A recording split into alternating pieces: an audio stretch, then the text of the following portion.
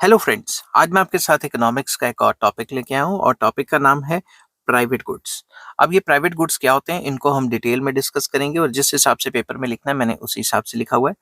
और इस टॉपिक के रिलेटेड बाकी टॉपिक्स के लिंक्स आपको इस वीडियो के डिस्क्रिप्शन में मिल जाएंगे। चलिए शुरू करते हैं। Private goods constitute a fundamental concept in economics representing a category of goods with distinct characteristics that set them apart from public goods and other type of goods। तो सिंपल वर्ड्स में private goods जो है काफ़ी important माने जाते हैं economics में, और ये एक ऐसी कैटेगरी है गुड्स की जो पब्लिक गुड्स और जो डिफरेंट टाइप के सोशल गुड्स हैं उनसे थोड़ा डिफरेंट मानी जाती है। Understanding private goods is essential for comprehending market dynamics, pricing and resource allocation. तो मतलब प्राइवेट गुड्स को पढ़ना बहुत जरूरी है, प्राइवेट गुड्स की नॉलेज होना बहुत जरूरी है। अगर प्राइवेट गुड्स के बारे में पता होगा तो आप मार्केट को समझ पाएंगे, मार्केट के चेंजेस को देख पाएंगे और प्राइसिंग को कंट्रोल कर पाएंगे, और जो रिसोर्स एलोकेशन है, जितने भी आपके गिवन रिसोर्सेज हैं उनको फुली यूटिलाइज कर पाएंगे। अब ये होते क्या है? Private goods are goods that are excludable and rivalrous in consumption. तो प्राइवेट गुड्स वो गुड्स हैं जो एक्सक्लूडेबल हैं, आप एक्सक्लूड कर सकते हैं उन लोगों को जो पैसे नहीं दे रहे, और रेवेलरस है मतलब एक की कंजम्पशन एक इंसान कंज्यूम करेगा तो बाकियों के लिए कम क्वांटिटी रह जाएगी। इस चीज को ज्यादा डिटेल में जानने के लिए मैंने करेक्टरिस्टिक्स लिखे, जिससे आपको ये जो एक्सक्लूडेबिलिटी है और ये जो रेवेलरस कंजम्पशन है इसके बारे में बहुत अच्छे से पता लग जाएगा। ठीक है, अब मैं ये एक्सप्लेन कर रहा हूँ। तो करेक्टरिस्टिक्स में पहला पॉइंट आता है एक्सक्लूडेबिलिटी या excludable. Excludable means that it is possible to prevent people from using the good if they do not pay for it। Excludable का मतलब हुआ जो इंसान पैसा देगा वही इस गुड को यूज कंज्यूम कर पाएगा, बाकी लोग नहीं कर पाएंगे, बाकी लोगों को एक्सक्लूड कर दिया जाएगा। Owners or sellers can restrict access of goods, making it available only to those who have paid for it। जो ओनर्स हैं या सेलर्स हैं इस गुड के, वो क्या करेंगे? वो उन्हीं लोगों को अवेलेबल करवाएंगे जिन्होंने पैसे दिए हैं, और जिन्होंने पैसे नहीं दिए उन लोगों को या उन इंडिविजुअल्स को ये गुड अवेलेबल नहीं होगा। फॉर एग्जाम्पल, मैं पिज्जा की दुकान पे जाता हूँ, मैं पैसे देता हूँ, मुझे पिज्जा मिल जाता है। जो पैसे नहीं देते उनको पिज्जा नहीं मिलता, उनको एक्सक्लूड कर दिया जाता है इसकी कंजम्पशन से। समझ गए बात? नेक्स्ट पॉइंट इसमें जो मैंने आपको बताया था, रेवेलरस इन कंजम्पशन। इसकी जो कंजम्पशन है उसमें रेवेलरसनेस रहेगी। ये होता क्या है? रेवेलरी का मतलब क्या है कि अगर बेसिकली अगर मैंने कंज्यूम कर ली वो चीज, तो दूसरों के लिए जो अवेलेबिलिटी है वो कम हो जाएगी। It means that one person use of good reduces its availability to others. मैं आपको इसका एग्जांपल देता हूँ। मान लो एक पिज्जा का स्टोर है, वो 500 पिज्जा बनाता है। ठीक है, अगर मैंने 10 पिज्जाज का ऑर्डर देके मैंने 10 पिज्जाज कंज्यूम कर लिए या पार्टी दे दिया, कुछ भी दे दिया, तो अब 490 रह गए ना। तो बाकियों के लिए जो अवेलेबिलिटी है उस गुड की वो कम रह गई। समझ की बात? उसे कहते हैं रेवेलरस कंजम्पशन, कि अगर कुछ लोग इसको कंज्यूम करेंगे तो बाकियों के लिए अवेलेबिलिटी कम हो जाएगी। मगर पब्लिक गुड में ऐसा नहीं होता। फॉर एग्जाम्पल, अगर मैं सड़क पे चल रहा हूँ तो दूसरों के लिए सड़क क्या कम पड़ जाती है? नहीं ना पड़ती। If one individual consumes or uses a private good, there is less of it left for others to consume or use। अगर प्राइवेट गुड कोई भी एक इंडिविजुअल यूज करता है तो बाकियों के लिए कम रह जाता है, जो पब्लिक गुड में ऐसा बिल्कुल भी नहीं होता। ये चीज मैं आपको बता चुका हूँ। ठीक है, अब इसकी एग्जांपल्स दे देता हूँ जिससे आपका कंसेप्ट और क्लियर हो जाएगा। जैसे food, most food items such as apples, bread etcetera are classic examples of private goods. जैसे कि they are excludable because they can be bought or owned, and they are revelers because once someone consumes them there is less availability for others। तो अगर ये excludable भी हैं, excludable कैसे? जो पैसे देगा वही कंज्यूम कर पाएगा, और अगर आप एक दुकान पे जाते हो तो लिमिटेड स्टॉक होता है, अगर आपने ले लिया तो बाकियों के लिए अवेलेबिलिटी कम हो जाएगी। सिमिलरली क्लोथिंग, कपड़े की एग्जांपल ले सकते हो। Clothing is another example of private good। Individuals can own and wear specific garments, and the use of one item of clothing does not make it available to others। अगर आपने कपड़े खरीद लिए एक दुकान से तो दूसरों के लिए स्टॉक कम हो गया ना। तो तीसरा एग्जांपल इसकी कार्स का ले सकते हो। Private cars are both excludable and rivalrous. They are owned by individuals और companies, and and using one car for transportation does not leave it available for others to use at the same time।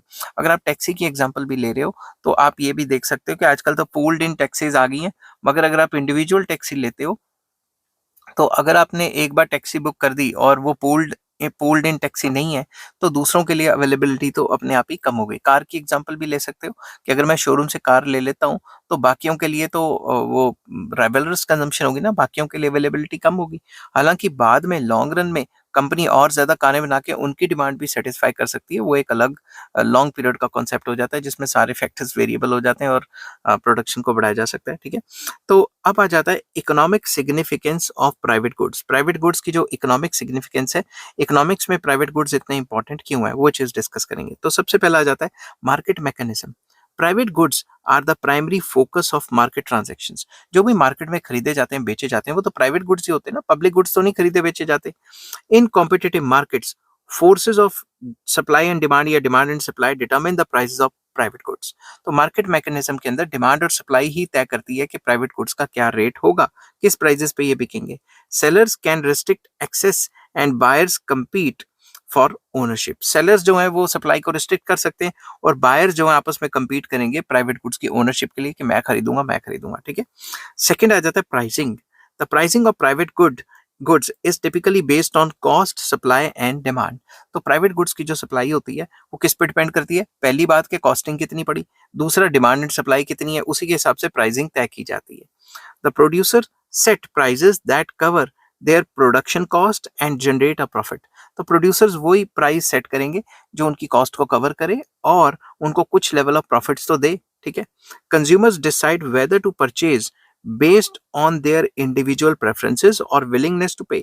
तो consumers choose करते हैं कि भाई वो किस हिसाब से पे करना पसंद करेंगे, किस गुड के लिए कितना पे करना पसंद करेंगे। डिपेंड करता है कि उनकी विलिंगनेस टू पे कितनी है, कितने पैसे देना चाहते हैं, या फिर ये डिपेंड करता है कि उनकी प्रेफरेंसेस क्या हैं, इंडिविजुअल प्रेफरेंसेस के हिसाब से भी उनकी जो डिमांड है वो असरदार रहती है। नेक्स्ट आ जाता है resource allocation, very important. The production of private goods is influenced by consumers demand. Consumer की डिमांड के हिसाब से माल प्रोड्यूस होगा ना। Producers allocate resources based on consumers preferences and market signals. तो जो प्रोड्यूसर्स हैं वो अपना माल बनाते हैं, सप्लाई बनाते हैं, वो क्या देखते हैं? वो ये देखते हैं कि मार्केट में इस चीज की डिमांड भी है, कंज्यूमर इस चीज को प्रेफर भी करता है कि नहीं। If the demand for a particular private good increases, more resources are allocated to its production. अगर किसी भी चीज की डिमांड बढ़ जाती है रातों रात या कुछ शॉर्ट पीरियड में, तो प्रोड्यूसर सोचता है ये बना के अब फायदा रहेगा क्योंकि इसकी डिमांड ज्यादा है, इस पे ज्यादा पैसे मिल रहे हैं, तो वो अपने सारे रिसोर्सेज उस चीज की प्रोडक्शन में लगा देगा। नेक्स्ट आ जाता है competition. Competition is a defining feature of private goods. Private goods में कंपटीशन रहता है। Companies and businesses compete to offer the best quality prices and features to attract consumers। तो consumers को attract करने के चक्कर में प्राइवेट गुड्स वाले रोज रोज नई रोज रोज नई टेक्नोलॉजी लेके आ जाते हैं, जिससे वो बेस्ट क्वालिटी, बेस्ट प्राइस और बेस्ट फीचर्स देते हैं ताकि वो कंज्यूमर्स को अट्रैक्ट कर सकें। Competition drives efficiency and innovation benefiting consumers. तो जितना ज्यादा कंपटीशन होता है उतनी इनोवेशंस को बढ़ावा मिलता है और कॉस्ट एफिशिएंट टेक्नोलॉजी आ जाएगी, तो कंज्यूमर्स को भी बेनिफिट होगा, वो भी सस्ते में माल खरीद सकते हैं। Very important point, private property या प्रॉपर्टी राइट्स। ठीक है, अगर प्रॉपर्टी राइट्स ही नहीं होंगे तो आप प्राइवेट गुड को संभाल के कैसे रखोगे? Property rights are essential for private goods. They determine ownership and control, allowing individuals and businesses to protect their assets and allocate resources efficiently। अगर प्रॉपर्टी राइट्स ही नहीं होंगे तो आप प्राइवेट गुड खरीदोगे क्यों? क्योंकि आपके पास तो राइट ही नहीं है उस चीज को रखने का। समझ गई बात? सॉरी। नेक्स्ट आ जाता है individual choices. Private goods empower individuals to choices based on their preferences and budget constraints। जो प्राइवेट गुड्स हैं वो इंडिविजुअल्स को एम्पावर करती हैं, उनको पावर देती हैं कि वो अपनी मनमर्जी के हिसाब से, अपने बजट के हिसाब से सामान खरीदें।